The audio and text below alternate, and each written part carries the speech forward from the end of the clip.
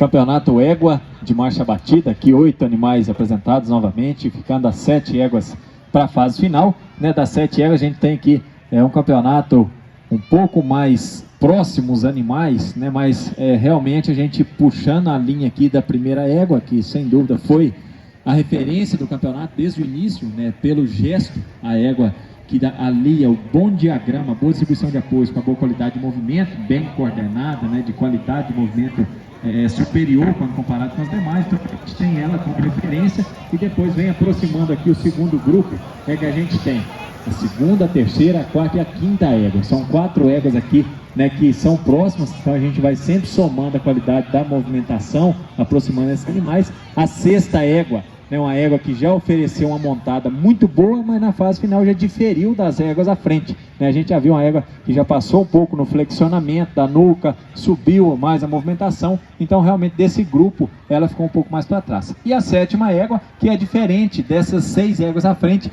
no que se diz respeito à distribuição de apoios, né? Então a égua à frente, mesmo que pecou um pouco na apresentação na fase final, né, no hiperflexionamento e passando um pouco do movimento, mas ainda mais bem distribuída, né? A gente vê a dissociação em evidência maior quando comparado com a de trás. E o outro ponto era a montada, né? A égua Lazan ainda um pouco mais confortável, um pouco mais macia, justificando esse diagrama mais bem distribuído, por isso a opção dela à frente. Entre a Pampa de quinto e a égua Lazan, tem um ponto da Lazan que suplanta a Pampa, que é a extensão do movimento, né, passadas mais amplas, mas a égua à frente um pouco mais bem distribuída. E o outro ponto aí já é, né, a harmonia entre a movimentação dos anteriores e dos posteriores, ou seja, a coordenação, né? A égua de trás, como eu falei, ela já sobe um pouco mais o movimento quando reúne, né? Mesmo que o apresentador vai descontraindo, vai acalmando, mas a gente vê o joelho nos anteriores subindo e no jarrete dos posteriores também com a hiperflexão. Então a égua castanha, movimento mais rolado, mais discreto, né? A atitude está até um pouquinho mais à vontade, mesmo que ela esteja um pouco mais imortada, mas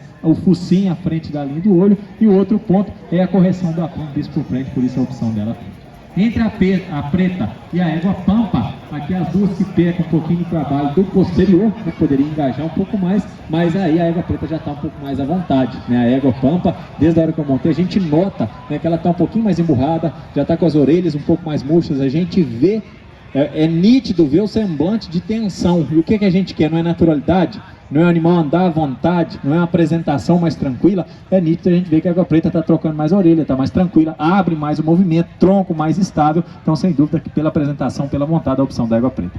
Entre a castanha e a égua preta, aí aqui a gente vê que a castanha passa um pouco, né, na flexão dos anteriores. Em compensação, a gente já vê um movimento de perna bem melhor que a da égua preta, né? Então, perna mais engajada, com isso ela consegue equilibrar mais a garupa, vista por trás. Então, tronco mais estável, garupa mais estável em virtude do trabalho do posterior. E o outro ponto é a amplitude e o principal ponto da diferença desses dois animais: temperamento de sela. A égua de trás, na quarta colocação, o apresentador é muito habilidoso, ele vai conduzindo ela, vai ajeitando, mas se a gente não montar e achar o ponto, realmente uma égua que tem hora que passa um pouquinho de temperamento, então a castanha é de mais fácil condução, por isso a opção.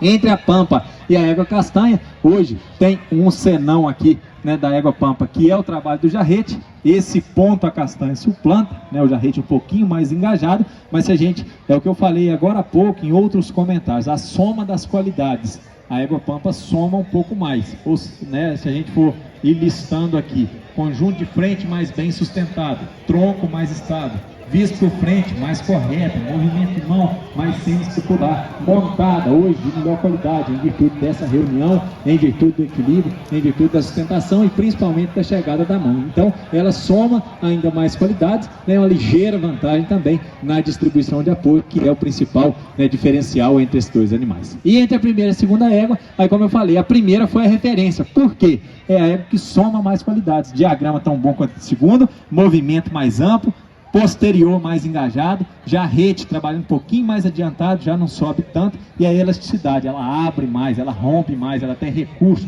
ela tem elasticidade. Então quando a gente monta, que a gente sai a passo e vai aumentando, foi a égua, né, que deu uma melhor condição de amplitude, que deu uma melhor condição de extensão de movimento. Então, sem dúvida, diagrama de qualidade, tanto quanto o de segundo, movimento mais correto, mais coordenado, perna mais engajada e tronco mais estável, por isso a opção hoje da égua castanha.